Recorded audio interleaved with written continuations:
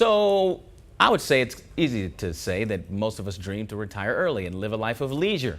Fortunately, it can be a reality if you make the right decisions. So here to talk about ways you can achieve early retirement is our financial expert, Andy Mattingly. I think everyone's paying attention to what you're saying right now.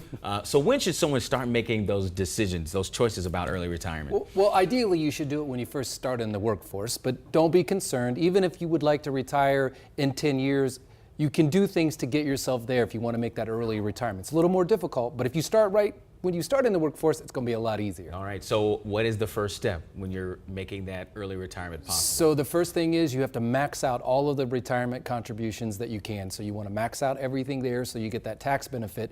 And then you also want to start saving outside of retirement funds like 401ks and that, and start building that huge nest egg. All right, so are there any other options to build that income? Because I'm thinking there's a lot of money I got to make up. Yeah, well, the other thing is start thinking about investing in something that creates passive income. So maybe it's in commercial or residential real estate that you're getting income off of, or maybe some investments that will bring in that passive income when you're in retirement so you can still make income. Okay, so what about the expense side? What considerations should we make on that? So on the expense side, you got to turn yourself into a very frugal person. You know, you got to start buying used, and you've got to make sure that you don't spend too much on transportation or housing. So keep all of those expenses down, and as you get raises, you know, don't increase your spending. Cut down those bills, huh? Exactly. So how can you get your early retirement plan derailed? Well, medical expenses or medical issues are usually the reason why that a lot of people have to dip into their savings. So what you can do there is make sure you're living a healthy lifestyle. You know, be active, get regular checkups, do all those things to keep yourself healthy,